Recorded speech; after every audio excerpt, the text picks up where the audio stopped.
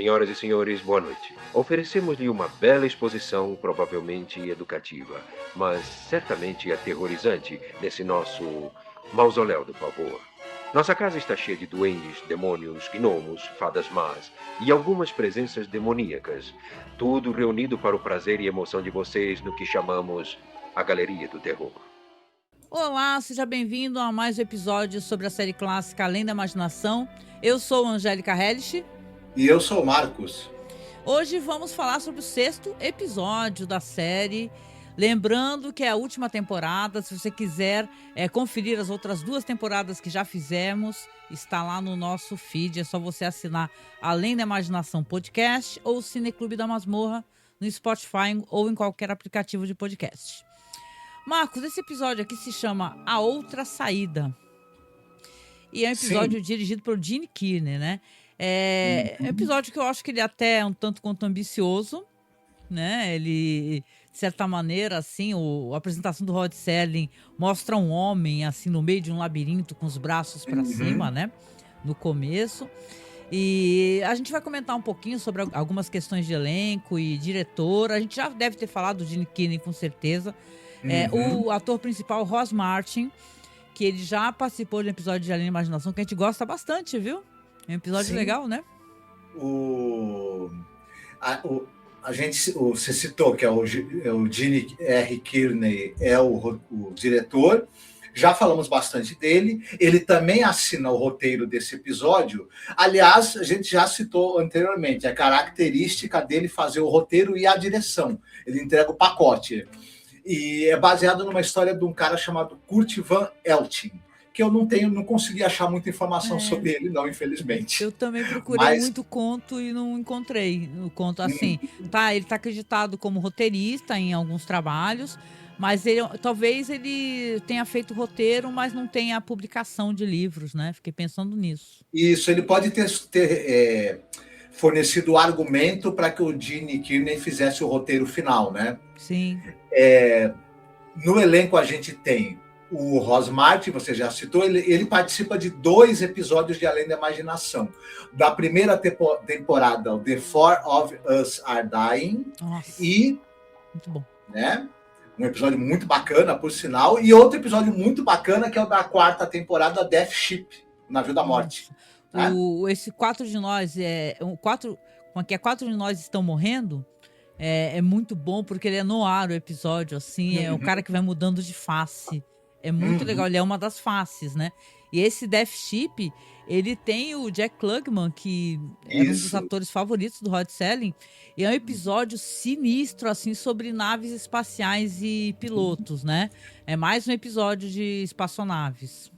O 4 de Nós Está Morrendo tem um ator famoso também, que eu esqueci o nome agora dele, não tô lembrando quem é no episódio, mas enfim, não lembro. Não é o William Shatner, né? Não é o William Shatner, mas eu lembro que tem um elenco legal, sim. A gente comentou sobre cada um do elenco, então já aproveita, já anota aí, deixa anotadinho que você tem que escutar esse episódio, que você vai gostar bastante. Tanto o 4 de Nós Estão Morrendo, ou o Death Ship também, que é fantástico. Assim, o Ross Martin, ele é um ator muito bom, viu? Muito bom. Sim. Não, agora eu tô tentando lembrar. É o Rod Taylor, né? Que é o ator lá do Máquina do Tempo, né? Caraca, o Rod Taylor. Isso. Nossa, falou em Máquina do Tempo, eu fico logo arrepiada, assim. É um dos meus filmes favoritos da vida, né? Isso do episódio 4 de Nós Estão Morrendo. O Ross Martin participa também do Câmera Obscura da temporada anterior de Galeria do Terror. Outro episódio muito bom, sinistro, né? De universo paralelo fantasmagórico, muito bom, muito bom. Esse episódio vai ter a participação também, e é importante a gente citar, de um ator que é o Burr Ives. E esse cara, o nome dele é meio ruinzinho, Burr Ives. Né? B-U-R-L Ives. Ele vai fazer o velho Doubleday. Esse cara era um ator muito importante, um ator que está em grandes filmes, e um excepcional ator. Inclusive, para muita gente, embora o protagonista, digamos assim, do episódio seja o Ross Martin, o astro mesmo desse episódio é o Burl Ives. E ele é um cara que ele está em filmes, só para citar alguns, Da Terra Nascem os Homens, do William Wyler, Gata em Teto de Zinco Quente, do Richard Brooks, né? Ele é a voz na dublagem original em inglês, óbvio, né? Do Boneco de Neve, da Rena do Nariz Vermelho. O pessoal deve lembrar desse filme que passava na TV todos os anos, na época do Natal. Né? Em português, obviamente, era outro dublador. Ele também é o xerife do Vidas Amargas, do Elia Kazan, aquele famoso filme com o James Dean. Né? Então é um cara que, e entre esses são alguns entre dezenas e dezenas de outros filmes e de séries de TV. É uma carreira muito longa que ele teve e com participação em dezenas e dezenas de coisas interessantes. Né? Mas citei esses aí que acho que são os... Não, definitivamente o papel dele é muito importante no episódio, né? Porque ele transmite ameaça, né? Ameaçador e simpático, que eu acho um perfil de psicopata assim, muito interessante, no mínimo, né? Sim, a esposa do personagem principal, né, do Meredith, é vivida por uma atriz chamada Peggy Fury. E eu não lembro muito bem de ter assistido alguma coisa com ela antes disso. Mas ela é uma pessoa que está em muitas séries famosas, como Mesh, Casal 20, séries que passaram Kojak, Galeria do Terror, obviamente. Ela está no episódio da série Sexto Sentido.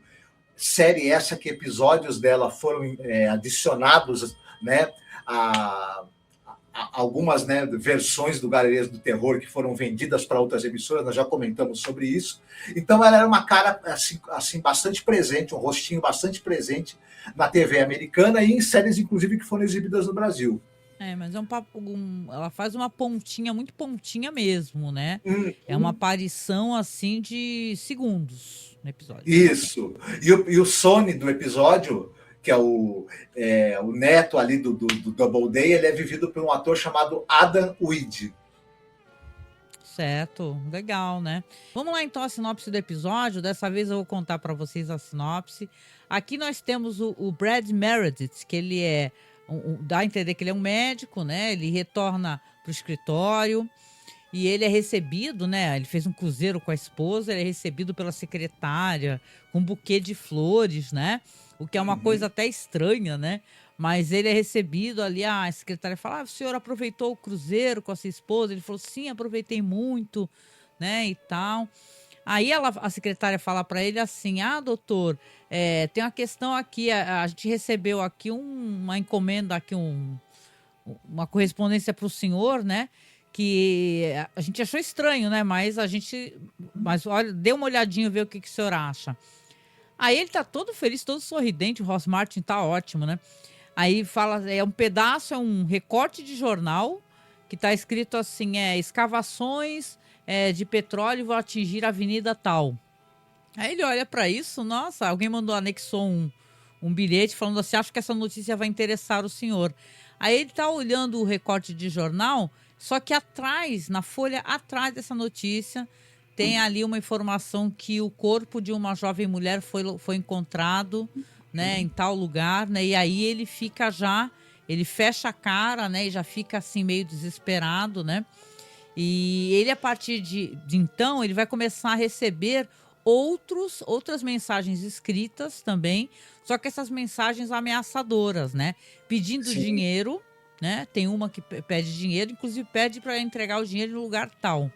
Uma distância considerável ali da região. Essa mulher que foi encontrada é o que se chama de go-go dancer, né? Dançarina dessas boates, né? E ela foi encontrada e ele já dá a entender que, como ele fica recebendo ameaças, que ele tem com certeza alguma coisa a ver com essa questão, né? Sim. Então, o que vai acontecer? Aí o médico, dado o momento quando ele recebe essa notícia que é para ele entregar dinheiro, senão vão contar tudo para a esposa dele, vão avisar a polícia e tal.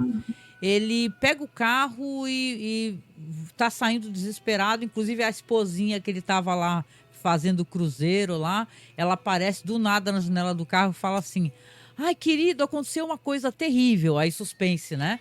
Você que é o espectador fala: nossa, a mulher descobriu. Não. Ah, o meu carro vai ficar preso na oficina 3 dias. Aí ele: ah, sai pra lá. Negócio de cinemático. Ah, dá licença, tchau. E sai andando, deixa ela parada lá e tal, né? Aí ele vai embora nesse endereço ali dá a entender que não é tão longe assim, mas é meio para dentro da região. Só que ele vê um poste caído no meio da estrada, ele quase bate com o carro. Na verdade, eu acho que ele chega até a bater com o carro, né? O poste está caído e ele vê uma casa lá perto. Quando ele vê essa casa, primeiro ele sai entrando, porque ele está pedindo ajuda, ele precisa, né, tentar ligar para alguém, que ele não consegue, tem hora para chegar, a pessoa ainda estipulou uma hora certa para chegar. E aí ele vai entrando pela casa, vai olhando as coisas e aparece um senhor, né, que é justamente esse personagem aí, que é o senhor velhinho aí que você falou, que ele é o senhor Doubleday. Aparece e fala: que é isso? Que você entrou na minha casa aqui? Que avacalhação é essa? Aí ele fala: desculpa, meu senhor, eu tô aqui tentando arrumar o telefone para poder ligar para alguém, porque o poste está atravessado no meio da estrada e eu tenho um horário urgente aqui para chegar numa localização e infelizmente eu tô atrasado. Aí o velho começa a falar assim: ah, o Sony, ele falou, meu neto Sony, ele tem um trator, só que ele foi pro cinema. Aí ele fala: ah, mas eu tenho horário para chegar, pelo amor de Deus, ligue pro seu neto, faça alguma coisa, me empreste um carro. Ele pede um monte de coisa, né? E tal. Ele fala, inclusive, que o neto tem um carro, na verdade, não acho que é nem um trator, né, para remover o poste. E aí ele tá lá desesperado e o velho fala assim: ó, não posso fazer nada, lamento, não tenho o que fazer. Você vai ter que esperar, porque o meu neto foi no cinema, então, né, o Sony foi no cinema. E aí ele vai começando a andar pela casa, né? Enquanto o velho tá lá e ele é obrigado a esperar, não tem o que fazer, né? Mesmo desesperado, ele tinha recebido uma foto junto ao primeiro anúncio, assim, uma foto cortada. Você vê que é o rosto de uma foto maior. E ele está com essa foto no bolso. Aí ele tá olhando ali na casa e, curiosamente, veja bem, olha só você, tem uma moldura ali de um retrato faltando o rosto. Aí ele tira o pedaço de foto do bolso, coloca no quadro e fala: meu Deus, e tal. Por quê? Porque ele dá a entender que é o seguinte: essa moça, o velho, ele vai falar isso daí depois pra ele, que ele vai aparecer com uma arma quando ele percebe que ele descobriu, né? E vai falar assim: nós mandamos cartas para várias pessoas que estavam naquele dia, naquele local, pelo jeito no lugar que ela trabalhava, né? Ameaçando essas pessoas, só que só você respondeu e se ofereceu para pagar o dinheiro, né? Então a gente já descobriu, então eu e o Sony já descobrimos quem fez isso com a minha filha, né? E ele fica desesperado e revoltado, ele tá armado, ele não foi desarmado. Eu vou já te dar uma palavra pra gente chegar na resolução. E aí ele começa a atirar no velho, só que não acerta, né? E a arma tem o quê? Deve ter 6 tiros no máximo, né? E aqui vai ter uma questão, que o episódio meio que se trata disso, né? Que tudo é uma armadilha, né? O poste foi jogado no meio da rua para que ele parasse. E ele começa tentando fugir do velho que tá com uma espingarda. E o velho falando: o Sony tá chegando, o Sony vai chegar, cuidado com o Sony. O Sony que vai decidir o que fazer contigo. Ele fala que tem um monte de cachorros, né? E o Sony, ele levanta os braços assim, os cachorros atacam todas as pessoas, os cachorros são assassinos. Aí tu até vê as cenas quando ele foge pro quintal, tem uma hora que ele tenta fugir, né? São uns doguinhos assim, com cara até de fofo, tu quer saber, né? Assim, aqueles dogs que tu parece que estão mais brincando que qualquer coisa, mas tudo bem. Aí ele volta para casa desesperado e começa a descobrir que a casa tem alguns compartimentos secretos. Ele aperta uma lareira lá e ele vê que se abre uma outra localização na casa. E o velho falando com ele: ah, já vi que você encontrou outra sala, né?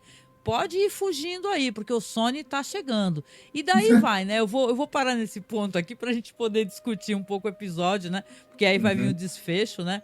Mas o que você tava falando? Pode falar. Quando ele é atacado pelos cães, ele acaba atirando e ferindo e matando alguns dos cães e tudo, e aí ele gasta as balas dele, né? Ai, são cenas horríveis, né? De ver alguém atirando nos cachorros que não tem nada a ver com a história, né? Então, conforme ele vai andando, ele continua nesse monte de ameaças que ele está recebendo, né? Tem uma hora, por exemplo, que ele descobre que ele gastou a última bala, né? O velho tinha tomado a arma dele, tinha pegado uma bala para ele, e na verdade ele não estava com 6 balas. Ele já estava com 5. E ele, nesse labirinto, porque a casa é um labirinto, tem um labirinto lá dentro. Tem uma hora que ele se depara com um espelho, só que ele se assusta e atira. E aí ele gasta a última bala. Quando ele olha um alçapão, ele encontra um alçapão com uma escada de corda, né? E ele tá com uma lanterna na mão, tá com a arma, tá todo enrolado, ele deixa a lanterna lá em cima e continua, porque ele quer fugir da casa antes que o Sonny chegue, né? Ele deixa a lanterna e se pendura na escada de corda, só que ele se atrapalha todo e cai no chão. Ele cai lá no buraco, né? E antes disso ele já implorou, ele fica falando assim que foi sem querer, que ela falou que ia contar tudo pra esposa dele, tava de costas pra ele, se desesperou, empurrou ela, e acabou acontecendo essa tragédia com a mulher, né? Que é a filha dele. E aí quando ele cai, né? Porque o nome do episódio é A Outra Saída, né?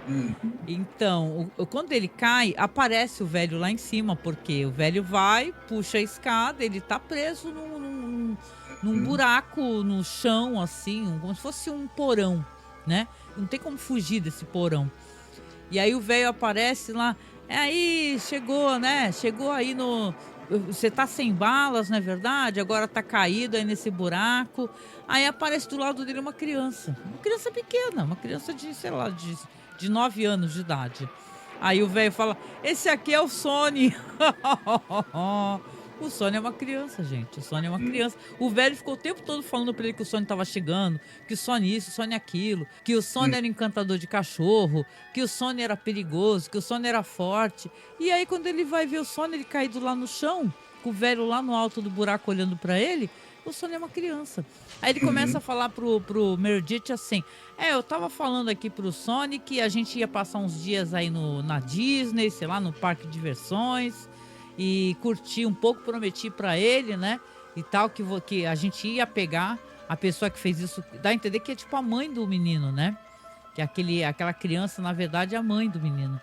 E aí ele começa a chorar, né, e fala assim, não, você vai me deixar aqui nesse buraco, sem água, sem comida, como é que eu vou sobreviver?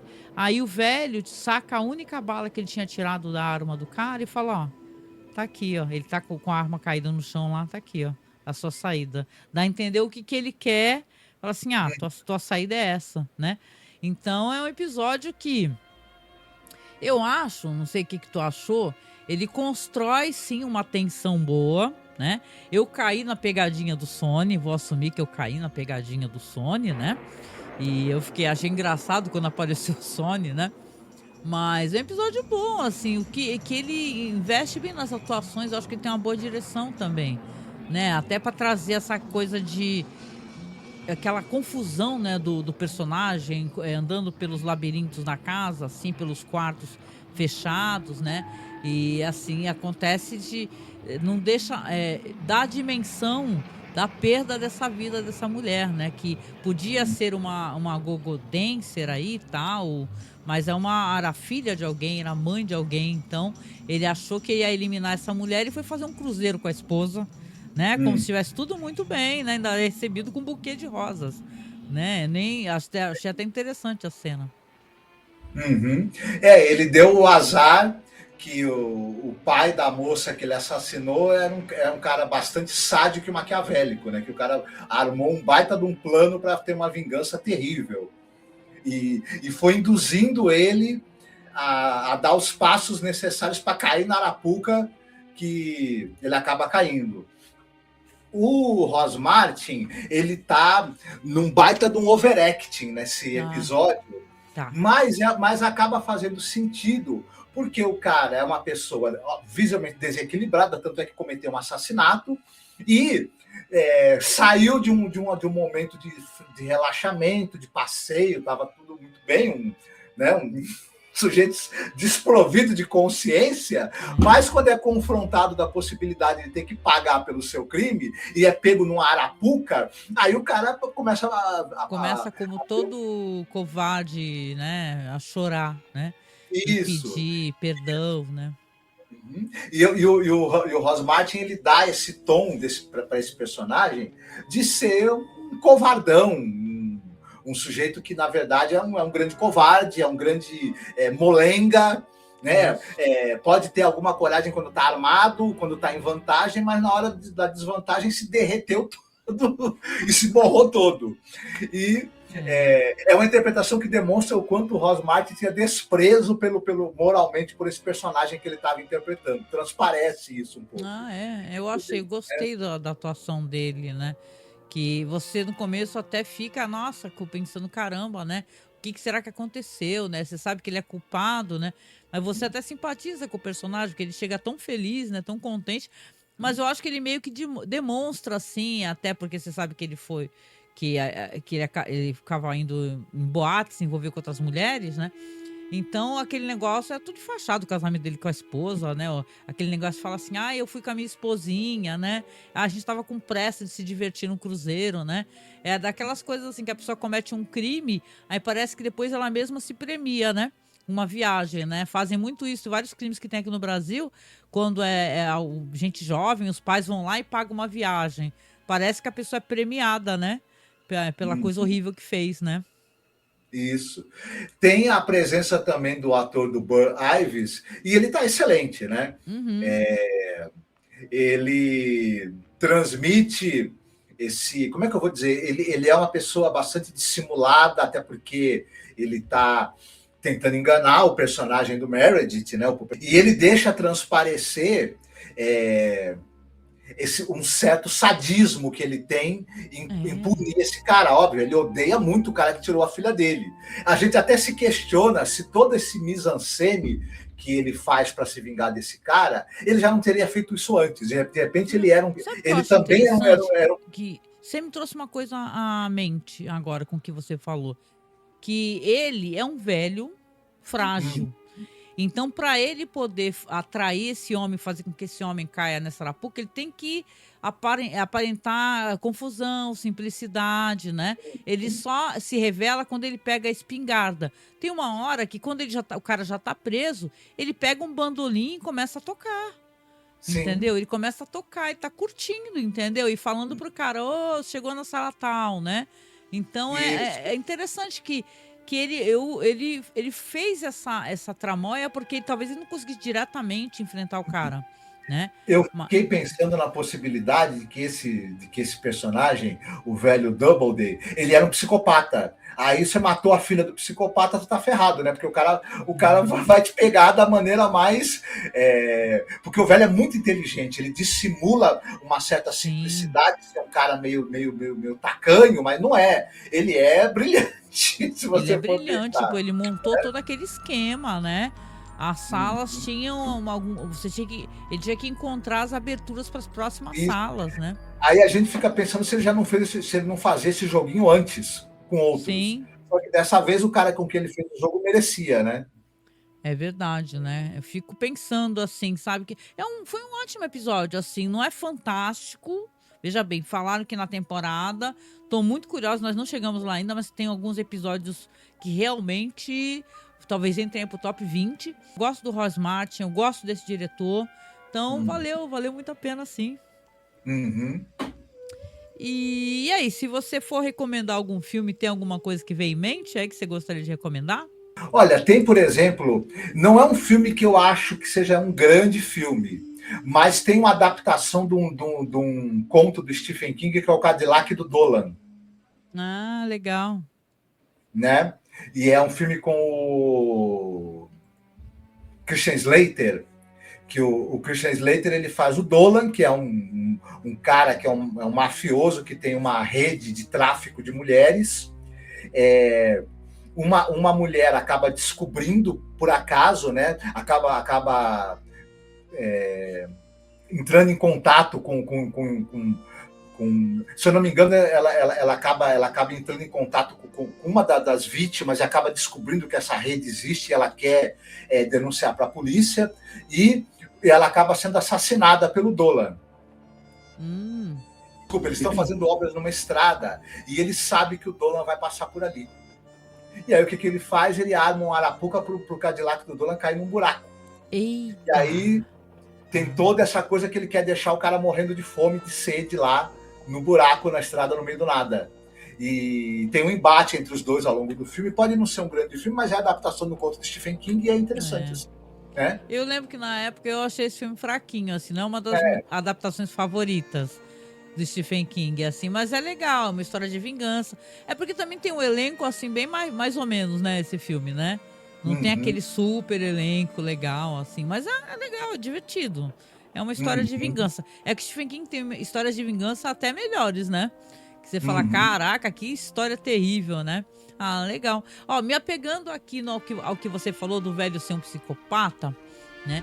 Eu lembrei de um filme que também quase ninguém lembra, eu acho ele bem divertido. Aqui no Brasil saiu como Instinto Secreto. Vamos ver se tu lembra desse filme.